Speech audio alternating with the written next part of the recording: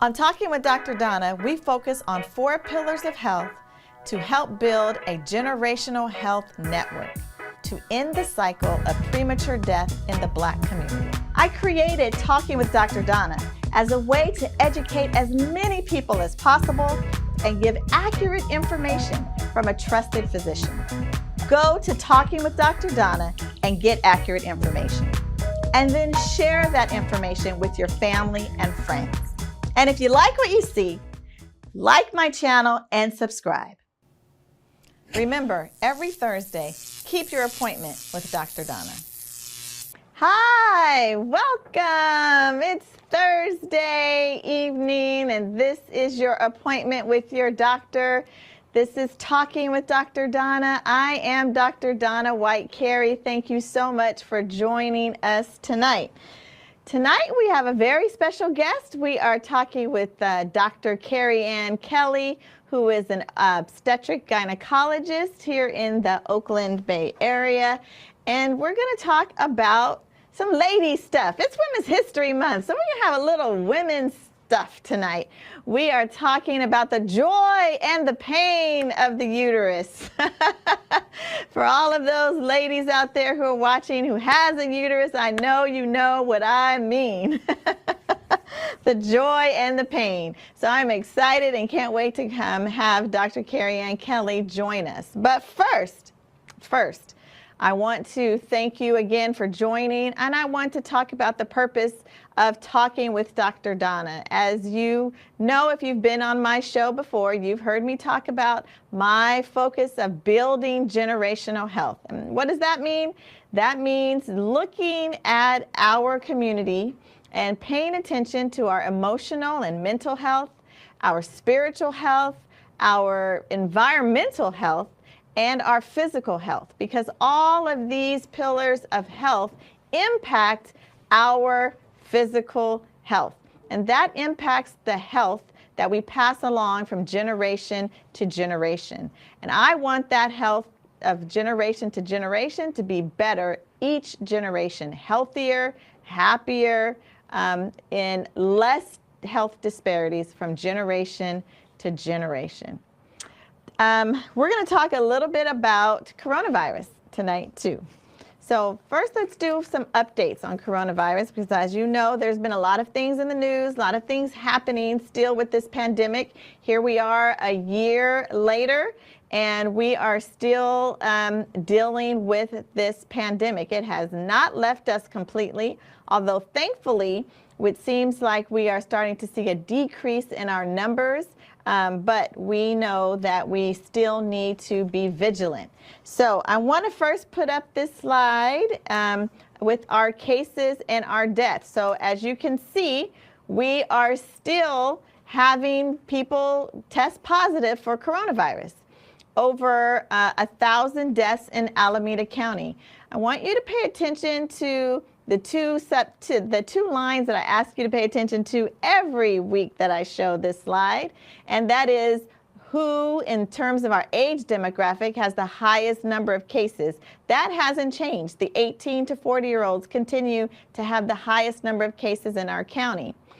And I also want you to look at the cases by death. And we look at, of course, communities of color, Black people, Latinx people having the highest rate of deaths. Now, again, we're not looking at hospitalizations, but if we were to look at hospitalizations, we would know that the same ethnic groups that have the highest rate of deaths also have the highest rate of hospitalizations. All right, let's look at the next slide. Our next slide, I want to contrast the highest number of cases to the highest rate of deaths and hospitalizations, and contrast that to who's getting this vaccine. Now, I know there are lots of you out there who are still thinking about the vaccine. I'm not going to say that you're hesitant to get the vaccine. I don't like that term at all. Do not think that vaccine hesitancy should be something that we are really concerned about. I've been calling it wisdom, right? Because there has been a long documented history of the medical and scientific community doing wrong by black and brown people, very simply. Experimenting without our consent, experimenting even without our knowledge. We know that. And so when there's a new virus that comes out and new technology used in a vaccine that's never been used before, and it's done in record-setting time, I don't call that hesitancy in a negative way. I call that wisdom to say, wait a minute, what's in that? How is that going to impact me? And should I get it? So I call it justified distrust because of the newness of the vaccine and because of the way in which it was developed and the rapidity, right, with which it was developed. It's smart to ask questions. I never fault anybody who wants to ask a question about the vaccine. But once you have that knowledge and information, then you can make a decision for yourself, right? But if we look at who's getting vaccinated, we know black and brown people are dying at a higher rate. They're being hospitalized at a higher rate. But when you look at who's getting vaccinated, we're not getting vaccinated at a higher rate. That's not cool. That's not what we want to see. So there are lots of things in place to help with our vaccination. One of the things that my church, True Vine Ministries, we have partnered with Lifelong Medical and with FEMA and Cal OES, which is the the Governor of California's Office of Emergency Services. And we are providing free vaccines right here at True Vine Ministries starting tomorrow. We are having vaccinations every Friday, every Saturday, every Sunday, every Monday from 9 a.m. to 4 p.m. at 896 Newton Carey Jr. Way. That is our institute, our office building on the corner of West Grand and Newton Carey Jr. Way. We are having free vaccines, 9 a.m. to 4 p.m. I highly encourage an appointment. So you call that number, get an appointment. If you don't have an appointment, we are taking walk-ups, but I highly encourage an appointment. So if you're interested in getting the vaccine, want the vaccine, come on down 9 to 4, Friday, Saturday, Sunday, and Monday every week through April the 5th. That's a bit of a typo on our flyer, but through April 5th, okay? This starting tomorrow.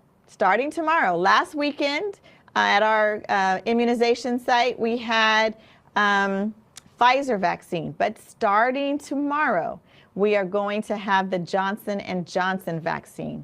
What's the difference? The Johnson & Johnson vaccine is one dose. So one shot, that's it, and you're done. Is it as effective as Pfizer and Moderna? It's 100% effective against stopping you from dying. That's what they say, 100% effective. You get this vaccine, if you get exposed to coronavirus, death, it's not going to come knocking at your door from the vaccine and from the virus. So yes, we want you to get this vaccine. Johnson & Johnson vaccine is a much more of a regular, typical type of vaccine that we're used to seeing. And it's not using the new technology like was used with the Moderna and the Pfizer vaccine. This is using an adenovirus, which is another type of virus like the common cold. It's using that virus as a carrier to bring it into your cells. And then just like the other vaccines, it tricks your body into producing the spike proteins. Those are those little crowns on the surface of the virus. And then your antibodies kick in, your body starts to attack those little crowns, and voila, your antibodies are activated. You now have memory. And so when if your body does come into contact with the virus itself, the real coronavirus, then your body is prepared to start to fight it. So come on down, get your vaccine. If you're interested in having a talk and chat before you get the vaccine, there will be doctors on site to help answer your questions. All right. So as I mentioned, it is Women's History Month, and I want to pay homage today since we have a fabulous OBGYN here today with us. I want to pay homage to all of those women who dedicated their lives to science unbeknownst to them. They were slaves who were experimented on to develop some of the gynecologic surgeries that we currently have. The man who is considered the, quote, father of gynecology got a lot of his information by experimenting on black slave women and their bodies. And so while I don't want to give him any credit, I'm not even going to tell you his name, you can Google it if you want, I am paying homage tonight to all of those black women who suffered and braved his experiments to get to the information that we have today. So that is who I'm honoring today as we bring on our OBGYN, Dr. Carey Kelly. So let me tell you about Dr. Carey Kelly. She has her MD degree, so she's a medical doctor. She also has a master's in public health. And she deserves the distinction of this honor as a leader who advances health equity through her dedication to incarcerated men and women. She makes a tremendous impact on the community she serves by fostering partnerships to streamline existing programs. She completed a Doctor of Medicine degree from Morehouse School of Medicine. I know a few people out there know about the house, where she received several merit scholarships for academic achievement and graduated cum laude. After medical school, Dr. Kelly interned at SUNY Downstate Medical Center and then completed her OBGYN residency training at Santa Clara Valley Medical Center right here in the Bay. She practices as an OBGYN within Alameda Health System in Oakland, California, and serves as a volunteer clinical professor of UCSF School of Medicine. And she is the director of the Women's Reproductive Health Equity Fellowship. That's an initiative to train OBGYNs to investigate and study health disparities in women's health. All right, all the talking with Dr. Donna fans and folks, let's welcome Dr. Carey Kelly to Talking with Dr. Donna. Welcome, Dr. Kelly. Thank you for having me. Thank you so much for being here. So it's Women's History Month, and I talked a little bit about who I'm paying homage to tonight, all of those slaves who gave their life for us to have some advances. What do you think about that?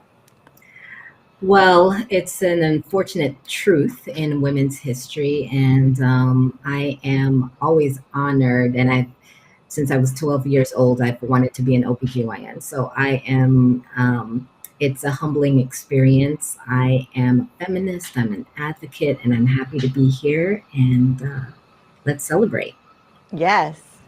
Well, we are happy to have you too. We know that our Black doctors matter, so I know it's a great thing for people to come in to Alameda Health System and to see you as their OBGYN.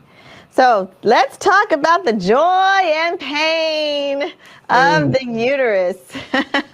The joy, of course, is that the uterus brings life. It holds life and can bring forth life. The pain, I think, particularly for a lot of African American women, is fibroids. Yeah. So what are fibroids? Oh boy, that is a very loaded question. So, as you said, joys and pains, the uterus is a beautiful vessel that vast majority of women are born with. And sometimes that vessel can have growths or problems that come about that's not necessarily normal. So uterine fibroids are non-cancerous growths that develop from the muscle tissue of the uterus. They can also be called leiomyomas or myomas, and they can vary in size, location, and shape. Sometimes they're on the inside of the uterus where the baby would sit, or other times it can be on the surface or a part of the cervix. It can also be in the muscle of the uterus. It can also be attached from like a stalk, all right? It can vary in size from very few millimeters or as big as a watermelon, okay? And sometimes they don't grow and sometimes they do, and that portion is very unpredictable. So you talked about all of the different places where the fibroids can be. Is there any place where it's worse being in one place versus another, or does that matter? Okay, it really depends on what worse means for you. Uterine fibroids are extremely common. About 20 to 80% of women across their lifespan will develop fibroids. They don't really mean much unless they cause problems. So, what problems can they cause? So, the most frequent complaint that women come with are changes in menstruation. And then, menstruation is just that time during the month where you shed blood and tissue from the uterus when you're not pregnant. So sometimes your menstrual period or your period can be longer, it could be more frequent, or it could be really heavy. It can cause cramps, it can cause pain, it can cause vaginal bleeding at other times outside of menstruation. And then it can cause a low blood or red blood cells, which we commonly refer to as anemia. It, depending on the location, it can cause infertility, it can cause miscarriages, painful. It can be pain can be caused during sexual intercourse, or maybe when you go to the bathroom, it hurts to go to the bathroom. Do a number one or number two. You're urinating and it hurts. There's a lot of pressure there, or you're having a bowel movement. It hurts.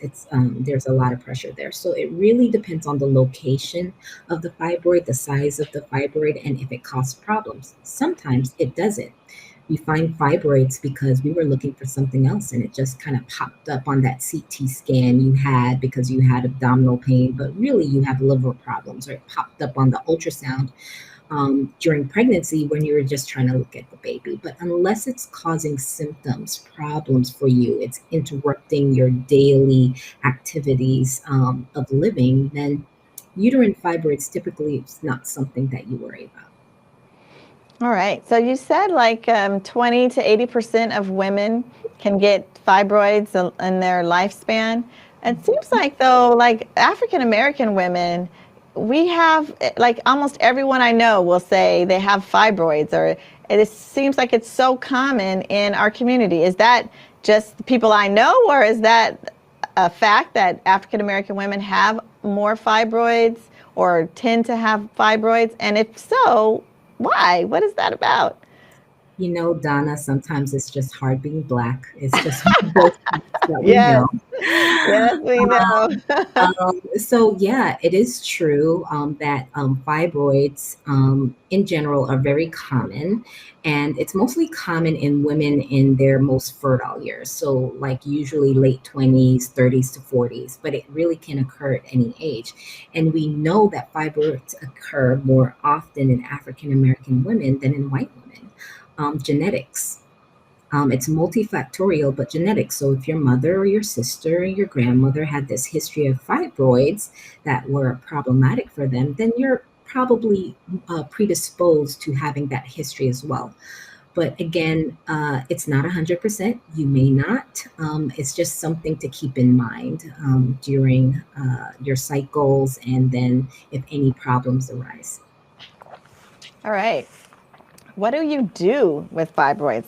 Are there lots of treatments, or one treatment, or any treatment for fibroids? Well, there are various treatment for fibroids. Again, if it's not broken, don't fix it. All right. Just because you find a fibroid doesn't mean you treat it. It has to be causing some sort of problem. So typically with fibroids, what sort of problem is it causing? Is it causing bleeding? Okay, there's a treatment for that, treatment for bleeding, and it may be hormones, it may be surgery. Is it causing pain? The first line usually is pain medication. Is it that severe? Now, if you want to treat fibroids directly, then and it's causing an issue, you usually have options to remove the fibroid, and that's a surgery, or it's called like a myomectomy. Okay, that's just a removal of a fibroid, and that can be done through various avenues. Sometimes, you just want to get rid of the entire vessel.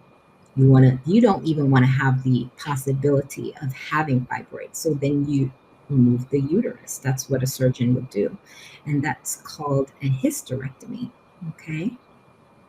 There are other treatments that have been studied on how to treat fibroids, and you can use lasers, you can use ultrasound waves. Those are sort of fancy ways to treat fibroids. You can do things like uterine artery embolization, where there are these tiny particles that are placed in your blood vessels that feed that fibroid, and those tiny particles cut off the blood flow to that fibroid. That's the goal. But of course, you can cut off the blood flow to other things. So the treatment of the fibroid really depends on the symptoms and what your ultimate goal is. Do you still want to try to have children? There's some treatments you shouldn't go through, or are you done with childbearing? And then there are other those treatments you should talk to your doctor about. That's great. So I'm looking at the chat. If you're watching live with us and you have a question for Dr. Kelly, go ahead and put it in the chat. I am monitoring the chats to see if there's any questions for Dr. Kelly. We do have one question that says, once the fibroids are removed, can they return? Unfortunately, they can return. They can return, unfortunately. So if you have a fibroid and you want to remove it, if you are a woman of childbearing age and you have these wonderful hormones pulsing through your body, that estrogen that makes your face glow and your skin so supple, it can come back. Fibroids love hormones, and that's really what feeds the fibroids. So to permanently remove a fibroid, you would remove your uterus. If there's no vessel, then the fibroid won't grow, right? Also, another way that typically fibroids stop growing or shrink is when you hit menopause. So menopause is when you don't have a menstrual period for essentially 1 year. And so your hormones, that the estrogen and progesterone that we love in our youth, it kind of really dwindles down and it really gets cut off. So, our skin wrinkles a little bit, we get a little dry in certain areas. Bad for that part, but great. Not feeding fibroids anymore, to not feed the fibroids. So that's another way where your fibroids can shrink and then not regrow. It's very, very uncommon for someone who's in menopause to have a fibroid that's growing. That doesn't really make sense, right? You cut off the nutrients. And so then we look into other things. If someone who's in menopause says, my fibroids are growing, that's unusual. That deserves some investigation. So are there any other associations with fibroids? The other things that you need to look out for if you have fibroids, or are they independent? That's a great question. They're really independent. However, some things that I don't think many women talk about or consider when thinking of fibroids is your diet, right? Everything that you put in your body kind of affects how it works. And so if a woman would like to minimize her symptoms from fibroids, then there are certain foods she should avoid. So for example, any high-fat processed meats, any high-fat dairy, they have a lot of hormones. They can have a lot of hormones and estrogen that then feeds those fibroids, like we talked about. Salt has known to affect hormone levels.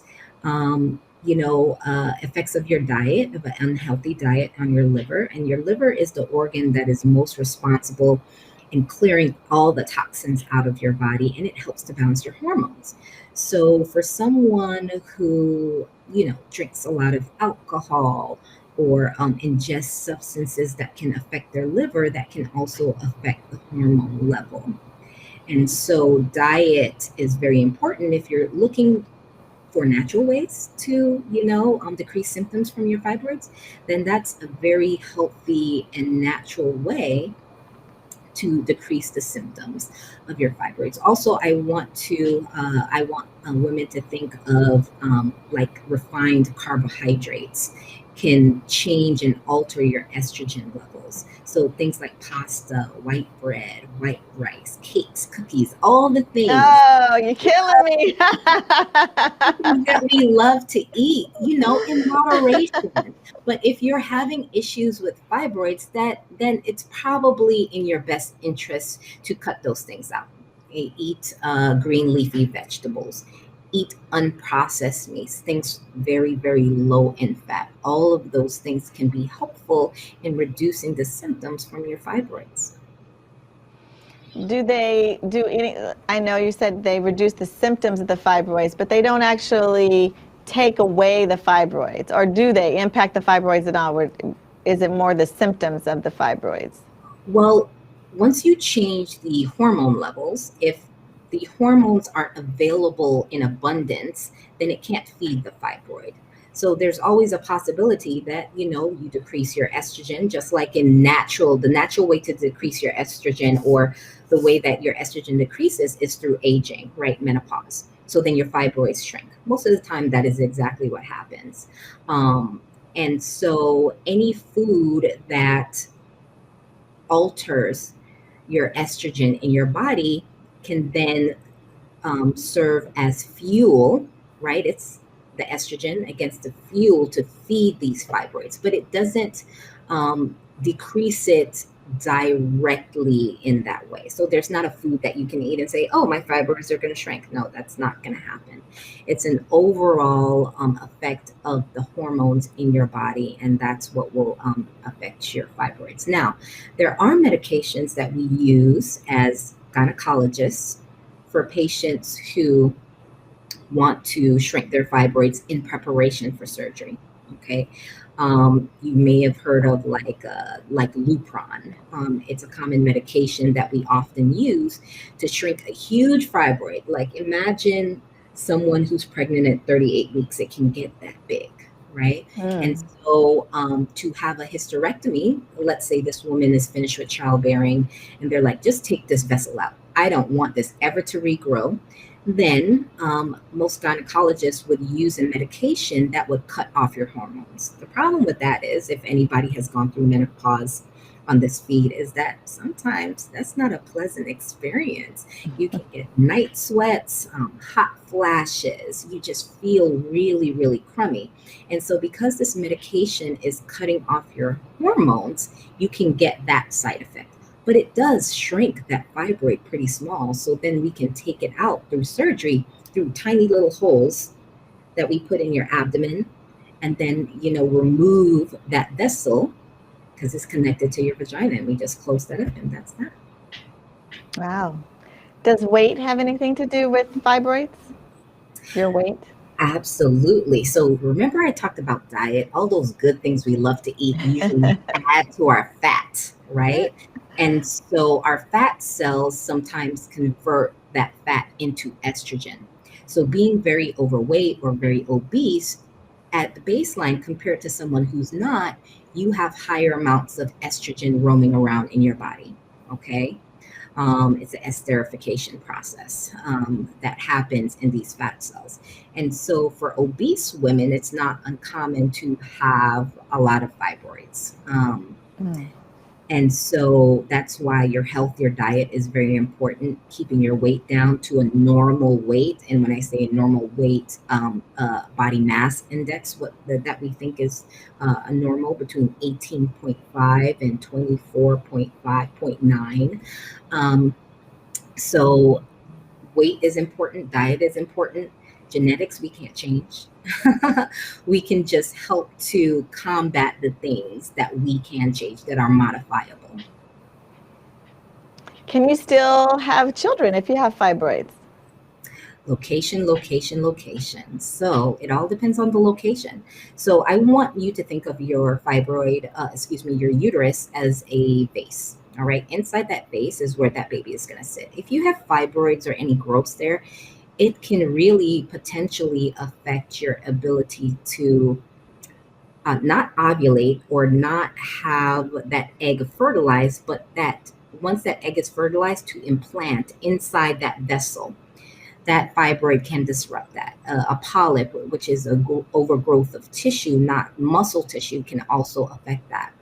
It can sometimes block your fallopian tubes.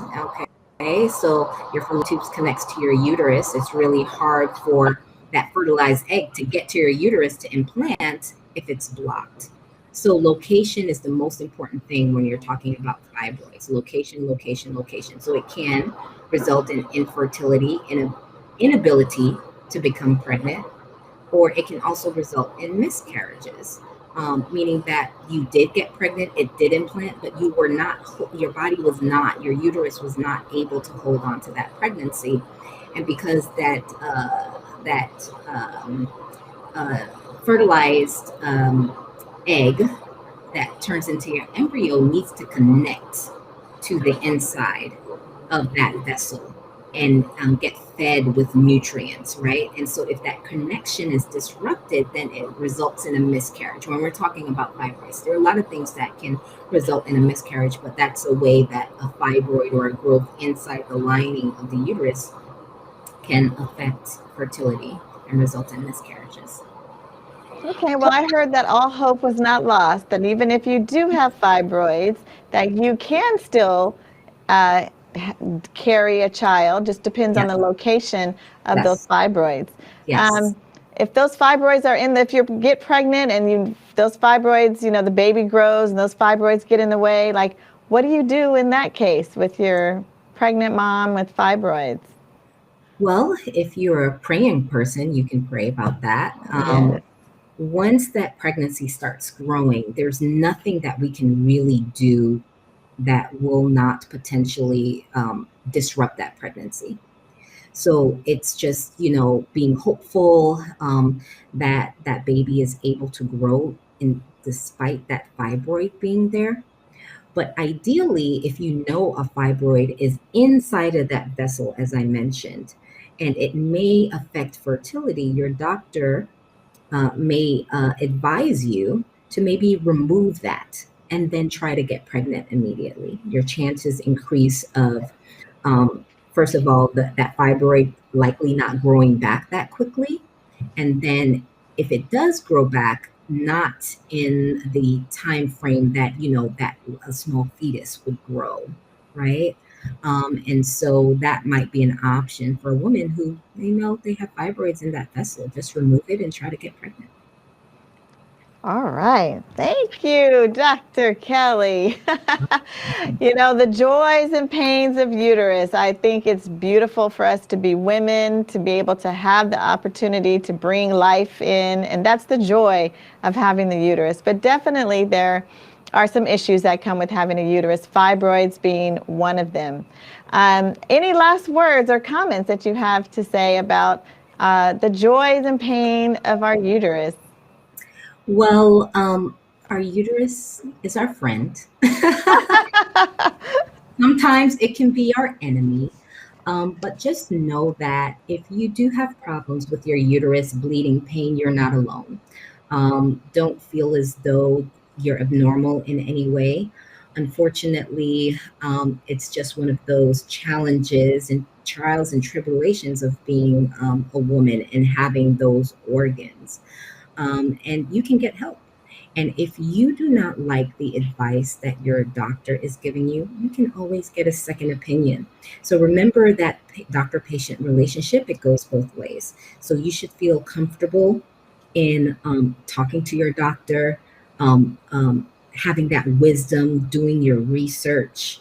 I love Google, but Google didn't go to medical school. So I'm going to encourage all women on this call today, on this stream, to do your homework, but then find a doctor that you can trust. Find a doctor that you can bond with, that you can have a good doctor-patient relationship with.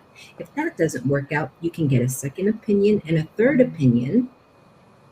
But just keep in mind that if all the doctors are saying or recommending something similar, that's probably the most sound advice that you can get. That's awesome. I love that. finding the right doctor. I talk about that all of the time. If you can't talk to your doctor, you have the wrong doctor. Find someone that you feel comfortable with sharing your like all of everything, your secrets, your thoughts, your fears, all of those things you should be able to share with your doctor. Absolutely. Sometimes you have to say some things that are sensitive, embarrassing, but your physician is not there to judge you. We're here to listen. We've heard a lot of things that might seem a little crazy. I think we're used to that. But find that relationship that you can just really be honest. We do need you to be honest. We do need to take care of you as a whole person. And I think that's really important to have that relationship with someone that you trust to take care of you and help you make decisions for yourself. Absolutely. Before I let you go, I want to just remind everyone that even though we're in the midst of the pandemic and we're talking about coronavirus, and that seems to be what we're so focused in on, I want to encourage you to not forget about your basic health that you need to take care of. So you still need to get your mammogram. You still need to go and get your pap smear if that is appropriate for you. You still need to see your doctor. So don't let your regular health fall aside because we're dealing with this pandemic. Anything you want to say about that, Dr. Kelly? Absolutely. I do understand and I empathize with everyone who's had delayed care because of the coronavirus pandemic. And obviously, this is a virus that was unknown to anyone. There was a lot of confusion in the beginning what to do. But again, I believe in science, and the scientists kind of had to figure it out. So a lot of the recommendations change. One of the things that was happening was we weren't able to get into the office. We didn't want anyone to come around. We didn't know what to do. It wasn't urgent to get your pap smear. It wasn't urgent to get that screening mammogram. I think, however, what I would recommend at this time, if your healthcare provider is not providing that opportunity, stay on top of them. When can I come in the clinic? I need my screening pap smear. I need my mammogram. I got my first mammogram this year. It was pretty scary, but after that, I'm like, nope, I need my mammogram, and my healthcare facility was very open, and they're like, yes, this is important because breast cancer is a serious condition and disease and has prevalence in the Black community. So don't forget about those basic things. Please go to the dentist, get that root canal. I think we're far enough in the pandemic that, we have our PPE, we have our plans down to protect everyone. Don't let this coronavirus scare you to the point where you forget about your healthcare screenings and your routine, because that's very important. Because guess what? We're finding cervical cancer. We're finding breast cancer. Yeah, so please go out there and get your vaccine, get a little education, get your vaccine, and then you feel a little safer. Go ahead and continue on with life. All right. Amen. Thank you, Dr. Kelly. So thank you so much to all of you who are watching. This is another episode of Talking with Dr. Donna. Our goal is to build generational health. And today we are building that generational health by taking care of what I consider to be the backbone of the community, which is women. So happy Women's History Month. Thank you for joining. Remember, every Thursday at 6:30 p.m., you have an appointment with your doctor. So until I see you next week, take care, be safe, and if you're not vaccinated, really, really consider and think about whether or not you want to come on down to TrueVine and get your vaccine. Take care. On Talking with Dr. Donna, we focus on 4 pillars of health to help build a generational health network to end the cycle of premature death in the Black community. I created Talking with Dr. Donna as a way to educate as many people as possible and give accurate information from a trusted physician. Go to Talking with Dr. Donna and get accurate information. And then share that information with your family and friends. And if you like what you see, like my channel, and subscribe. Remember, every Thursday, keep your appointment